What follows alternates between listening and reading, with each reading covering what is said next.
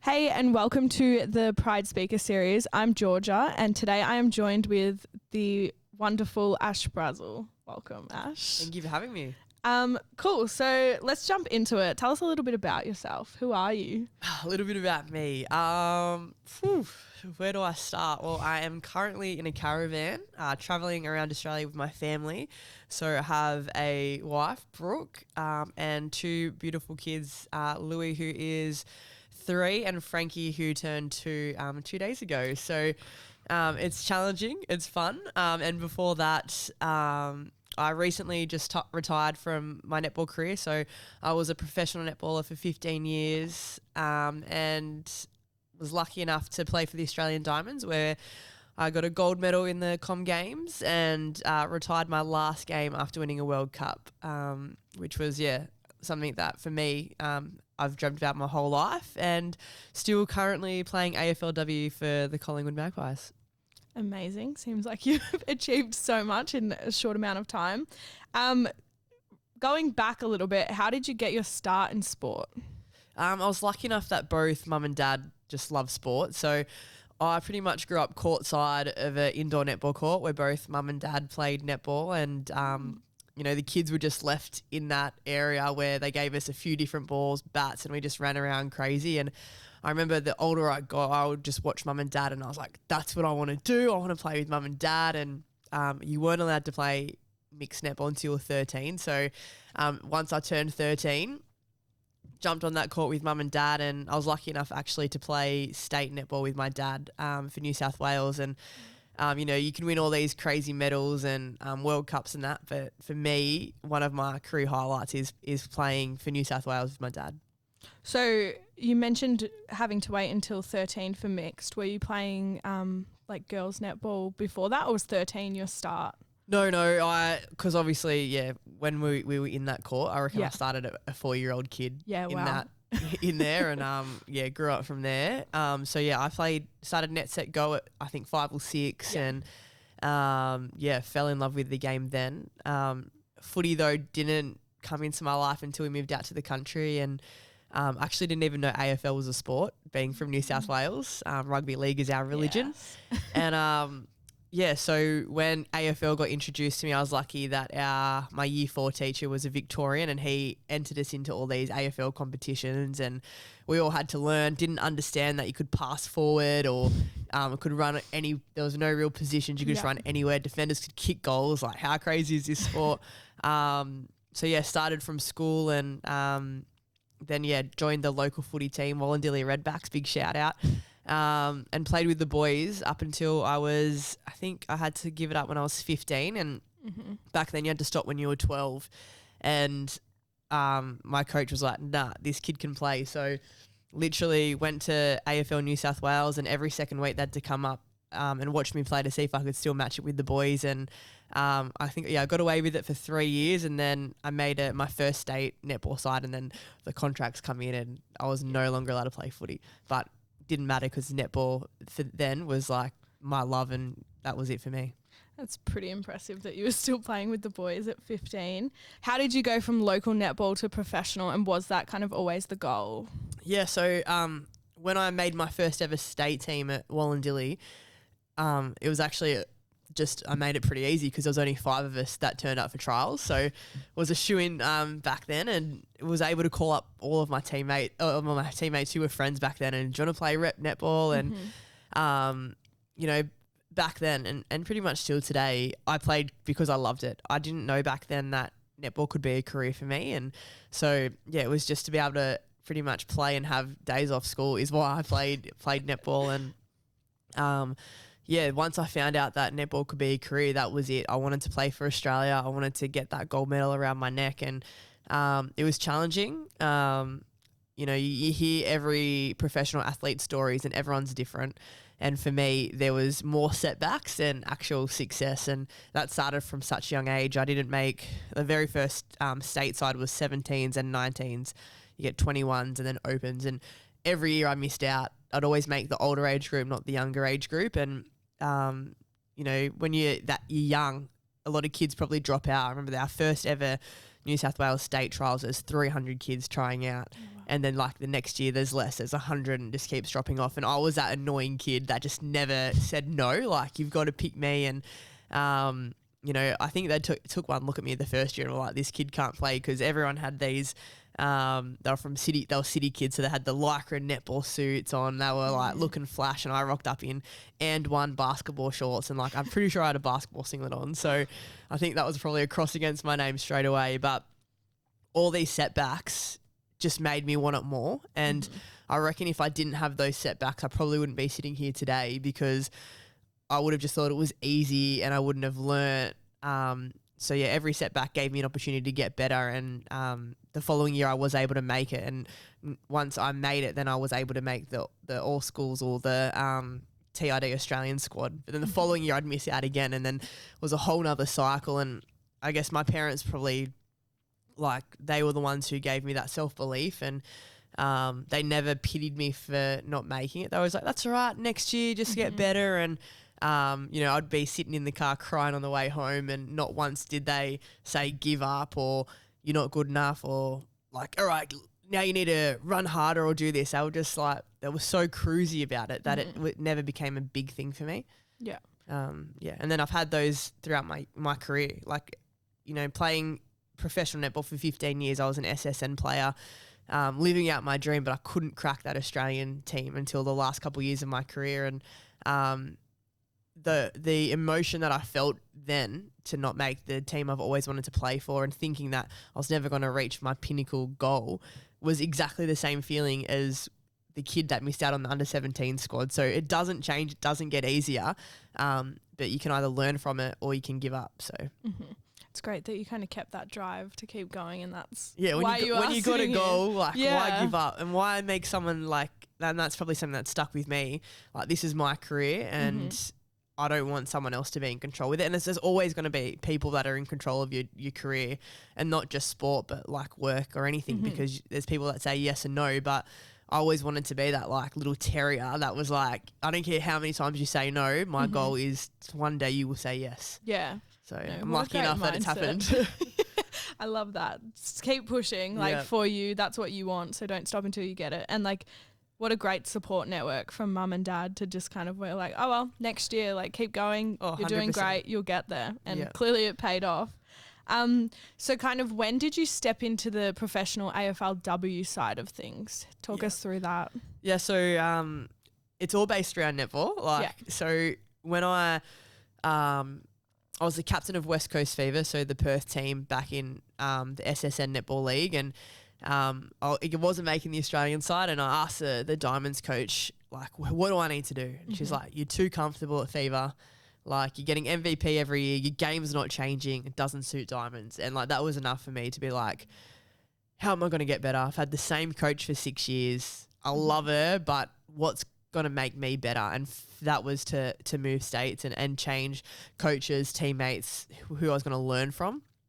So made that call, and I was lucky that year Collingwood bought into our league, and they flew Brooke and myself over, and to show us the facilities, what they were going to hopefully do with netball. And when you walk into Collingwood, you know, they have the bells and the whistles. The court is next to the gym. They've got a recovery centre. They've got an altitude room.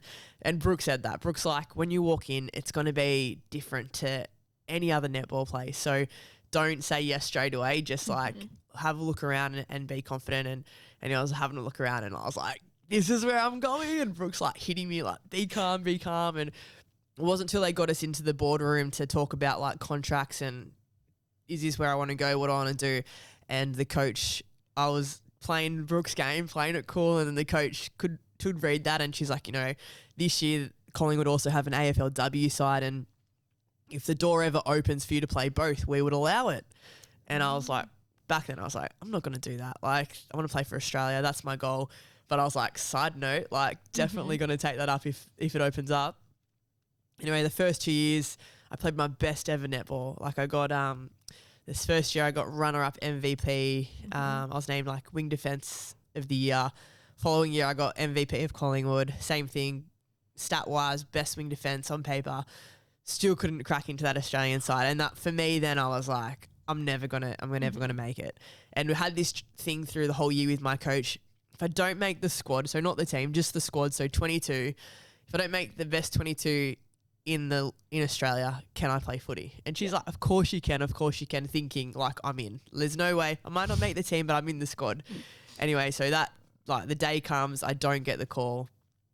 And then I was heartbroken. I was in Perth when I got the phone call, and I cried literally for 24 hours because I'm like, what do I have to do? And then like light bulb moment. Oh, Christy said that if I don't I can play footy. Yeah. So the next day I call Christy and she's like, I was waiting for this phone call. And then she was like, but I know I said yes, Ash, but you're not doing it. Like we don't want you injured. I don't want to put that risk on you. And like for me, my mind had already been made up that I was playing footy. So I wrote her this letter and I was like, because she's in her mind, she thought I was playing to get back at netball.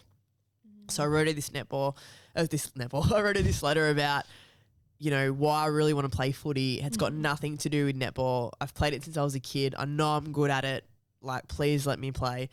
And then it pretty much escalated. It went past her. It went straight to Eddie Maguire and Purdy, the CEO, and like Colin would love a story. So for them to have a dual code athlete, like they were all over it. And yeah, within a couple months, they got Netball Australia to like sign off on it because they were against it as well. Like in our contracts, like we can't skydive, ski, snowboard because of risk of injury. And another one is like another sport unless your club agrees to it. Yeah. So they got it all signed off, and I went into the draft and got picked up. I was expecting to get picked up early because a few other teams were interested. But if I got picked up by another team, like I wouldn't be able to play. So like Collingwood had to pick me up, and so I was expecting to go pretty early in the draft, like in the top 10. And then Collingwood had spoken to the other teams, which I didn't know about. So I'm sitting there going like, I think we had pick 9 gone. And that's not my name. Next name, not my name. And they had 5 picks before me. And then I was like, I hate Collingwood. Like they've put me through all of this and they're not picking me up. And then anyway, I got picked up at pick 35. And yeah, it was probably like one of the happiest moments because I was able to play a sport I loved. And like you hear it through all older AFLW players that you've always wanted to play footy, but it was never an opportunity. And you know, now I got to not just play netball, one sport I love, but I'm playing for the same club in another code. So yeah, it was pretty special day to get picked up. That's awesome. Did you learn anything from football that benefited your netball, and then kind of vice versa? Like what skills were transferable? Yeah, well, I've only ever played for Australia while playing footy. So I can happily say that footy has definitely helped my netball. So for me to play footy, one of the rules was, just for me, I had to go through all this medical testing. How was I going to play both sports, train for both and not get injured? And a part of that was to put on 5 kilos of muscle, which is a lot in muscle. Like I thought, great, I'm just going to eat pizza like every single day. Like this is amazing. And so, that my whole gym program changed, and it was all to protect my body from footy. But what it did in netball is, I used to be this scrawny wing defence who wing attacks would just push me offside. I'd go for an intercept. I'd get the ball, but I would fall over or anything like things like that. Or I'd have to flick it in because I wasn't able to be strong enough to then land properly. And so by adding that 5 kilos, I was no longer getting pushed offside. I was stronger. I could hold my ground on the court. And it completely changed my netball game. And, people talk about like what's the same, like agility, this, like that. Netball and footy are very similar sports, but how I had to then train my body, work on my core for football to be able to keep my feet.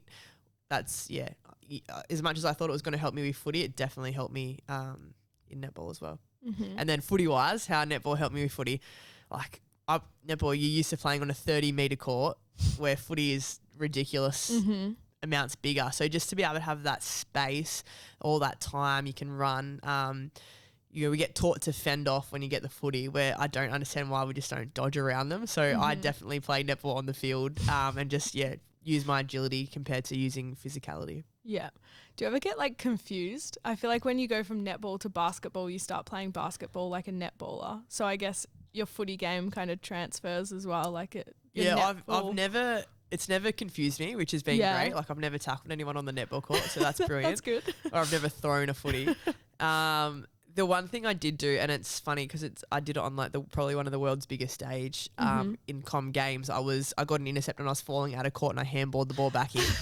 And like we all laughed, like me and my defenders, and then like came off and my coach Stace was like, "Did you handball the ball?" And I was like, "Yes." And she's like, "What are you thinking?" I was like, "Oh, like I don't know if I was joking or just I said my body just did it." And she's like, "Stayed in court, so that's okay." Technically not an illegal move in netball. I was happy with it. So I finally got footy on the netball court. Yeah, I love it. What is your game day routine? Like, tell us about your hype playlist. Any superstitions? Like, do you have to wear the same socks or like something ridiculous? I'm pretty laid back. Yeah. I used to be very on edge, very superstitious. It's probably not on the game, but like game night, like I always eat. Brooke makes me a carbonara and I have garlic bread. Yum. Have to have a Powerade. Like there's certain things like that, but like netball, you don't need a carb load like at all. So I tell myself after carb load just so I can get that food. So that's probably one thing that's consistent. Pre-kids, I was very like had to have the same song. Had to be there a certain amount on time. Left shoe went on before the right shoe. Like all things like that. Once having kids, out the window. Like my whole game day prep is to like run these kids ragged. So at the netball, they're asleep for Brooke so Brooke can watch the game. Incredible. Or they're asleep in the car so they can get through the game. And like I think if people knew my actual game day, they would think, how do you have energy for this game? Because we're at parks, we're going on bike rides. Yeah. We're doing everything possible just so, they're exhausted. On the way in, if it's Frankie's turn, we're listening to Wiggles or the Encanter, the playlist. If it's Louis, who knows what we're listening to, whatever day he's feeling like. But it is not game day appropriate, but it definitely puts me in a really good headspace. And I think the best thing about having kids is they've made me realise it's just a game. Like it goes for 60 minutes or 75 minutes if it's footy. And it, like, why make your whole week anxious just because of that 60 minutes? And, you know, win or lose, I'm coming off to a dirty nappy. And so, you know, just be grateful that I get that hour of being able to be on the court. So, yeah, they've definitely helped me in that way. Yeah, no, that's awesome. So you're juggling two professional, like, completely different sports. How do you prep mentally for that? Or how do I prep? It's probably how Brooke preps. You know, I think I'm extremely lucky to have an incredible wife who supports me on doing what I want. Like she's had to change her whole career path for us to move to Melbourne and me to follow my dream. And, you know, I'm forever thankful for that. But we talk about it all the time and I'm like, no, okay, it's time to go home. Like it's having kids without a family network. It takes a village. Like it's time to go back. And Brooke's always been like, being an athlete doesn't last forever. Like my career can go on forever. We can be with family whenever. Like you need to be ready when you are, and just to have that support has been unreal. So yeah, the fact that she's half the time I'm leaving before the kids are awake. I'm getting home, the kids are asleep.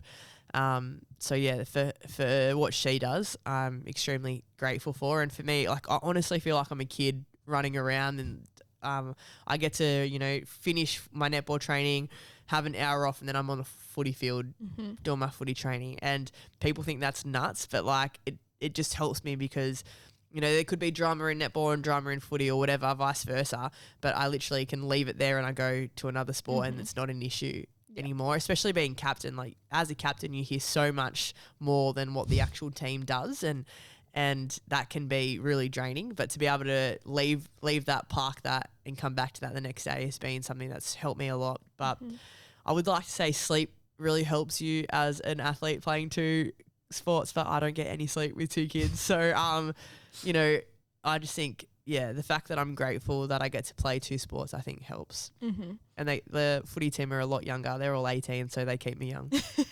I guess I'll take one for the team for the sleep element, and I'll just keep you keep getting sleeping, my hours and of you sleep. tell me how it goes. I guess you kind of covered it. We're talking about how Brooke's a really big rock for you. What about self-care? Like, how do you find time for that? Well, I think playing sport is self-care. Like, so I'm very lucky that my job gives me like all of the self-love I need. I get to be in the gym. Like I feel my best feeling strong. A lot of netballers hate the gym, where I'm the opposite. Like I could be in the gym all day. So yeah, just being able to do that. I get to hang out with 10 amazing athletes if I'm with netball, 30 if I'm with footy, who I get to call friends. One thing I do love though outside of footy is photography and videography, and so to be able to switch my brain off from that and be able to go and just, you know, switch off, be arty, be creative, not have a set plan or a structure I need to follow, I think really helps. And yeah, just like I don't believe in work-life balance because, you know, I think if you need that, then you're not in the right job. You know, I think going to work should be something you enjoy. And if you don't enjoy it, go find something else. Like, and I say that not because I'm an athlete, but because like I've worked in different industries before, and I enjoy going to do those things, and then coming home and being able to park everything and just run around with 2 kids, and like the fact how they see life is so simple and so innocent, where it just kind of brings you back to reality, and I get to enjoy like the simple things. You know, like a wave, for instance, in the ocean is probably the most exciting thing for Louis at the moment, and like that's cool. So yeah, no, that's good. I feel like that's the thing about kids. No matter what day you've had, you come home to them, and they're so grateful to see you, and then it's just switch off and just enjoy their presence. 100%. Yeah. I don't have any kids, but it's the same with dogs. Mate, there is a lot similar. Yeah. During your career, have there been any injuries or barriers you've had to push through, and how did you push through them? Yeah, I've had plenty of injuries. Yeah. Like I said at the start, like I've definitely had more setbacks than success. Yeah, there was 2 years in a row where I got injured in round 4 at Fever, and one of them I snapped all the ligaments in my ankle, so I was out for the rest of the season. And then round 4 the following year, I snapped the tendon in my wrist and was out for the season. So to play 4 games in 1 year and then 4 games the next year, like where you train all year round to get your body right, and it to be something like that, it's mentally just extremely challenging. And I was a kid back then. I was 21 and 22, and you know, back then you think the world's over because you can't do the thing you love. And I was lucky enough to have Norma Plummer, my head coach at the time, who's been around, coached Australia for a certain amount of years, and she's been, I think, the most successful Diamonds coach to date. So to have her as a Fever coach back then was so great, because she didn't just go, okay, you're injured, go to the physio, that's where you are for the next 14 weeks. She brought me in, and I got to be an apprentice coach. Wow. I had certain jobs to do. I got to read the game differently from the sideline, and what you can learn when you're injured and on the sideline, you can't learn that while you're on the court. And so to be able to do that for 2 years in a row, I reckon I got to see the game in a different light. I got to see the way the game, how she saw it. And yeah, if it wasn't for those injuries, which is something negative, I wouldn't have come out as a player that she taught me to be. And I got to understand structures more. And as a young kid, you know, you get taught all these structures and you listen, but you don't probably know why you're doing it. You're just doing it because that's what's best for the team. But then to be sitting on the sideline and actually understand why you do it, it's not just for me to get the ball, but probably the 2 players down the court will pick the ball up. And yeah, I learnt so much, and it's, you know, I want to one day be a coach, and I reckon it's because of those 2 years under Norma. And then, yeah, in 2019, I did my ACL. So I snapped my ACL, tore my MCL off the bone, tore my meniscus, and I broke my tibia all in one. So it was probably one of the most painful things I've ever gone through. And I did that on the footy field, so netball was not happy. But doing that, I think I did it. I had my surgery, and then a week later we're in lockdown. So this was probably the most challenging thing in my career, because doing an ACL, let alone everything else, is potentially a career-ending injury if you don't rehab it properly. And for me, once lockdown happened, all the teams obviously went into the hubs. Our team went into the Queensland hub with the AFL men's team, which they took our physios, our doctors, everything I would have needed back here. Everything was gone. So obviously, like the rest of the people in Melbourne, we weren't allowed to leave the house, only an hour a day, and no physios were taking in new clients. So I had to do all my rehab from a Zoom with my physio up in Brazill, and we turned my Louis' room into a gym. And Louis and I literally learnt to walk together at the same time, which is ridiculous. And I didn't see a physio until 7 months post-op. So, which is, again, like people are running and doing all those things 7 months post-op, where I remember seeing her and she's like, we have to start your rehab all over again. So that was like soul crushing. But as much as it was one of the hardest years of my life, I got to spend the first year with Louis and Brooke, and we got to parent the way we wanted. We didn't have people on the outside telling us what to do, and it was, as much as it sucked, it was one of the best years of our lives because we got that family time together. And I think in those moments, I wouldn't have said it was ideal, but looking back now, my knee's great. I can actually appreciate like what we went through together and having Brooke as that support network as well. And it made me like reevaluate my goals, because back then I'd only just cracked back into diamonds and got Lisa Alexander, who was the head coach at the time, finally said yes. I was in her team and I thought, that's all I needed. I just needed her to say yes. But then getting injured and watching the girls play netball, it made me realise I wasn't done yet. So I got to reevaluate it and push back in and get back into that diamonds team again. No, that's incredible. And I think it's kind of a really good reminder if someone is watching this and they're sitting on the bench, that even though you've got an injury, there's so many positives you can take from it and kind of adapt to learn more about yourself in the play. So I think that's really definitely cool. And like I've had no one's perfect, but like being an injured teammate in a team, like your energy runs off the team, and so you can bring a team down if you're not giving that positivity to them. That's not just being injured, but like not making a team or anything like that. So like, I don't know, I've always been under the impression like when you're around your team, you've got to give them everything. Like you've got to give more than you get to your team. But then when you come home, like you can let it out. Like Brooke, mum and dad, like they've seen the worst of me, and you can be open, and you need that outlet. Because I think if you're trying to be positive for someone else and not looking after yourself, like you got to explode somewhere. So you definitely need your people to have your outlets. Yeah, nice.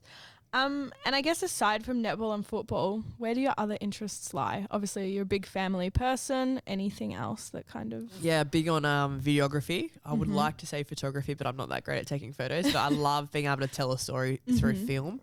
Caravanning at the moment. I love the beach. So grew up Southern Highlands, but spent every school holidays down in Wollongong with my nan. And a lot of that was spent on the beach, learning to surf, tackling my brother. But yeah, I'm just a big outdoors person. So yeah, anything that can be outdoors, like give it to me. I hate being locked up in a house.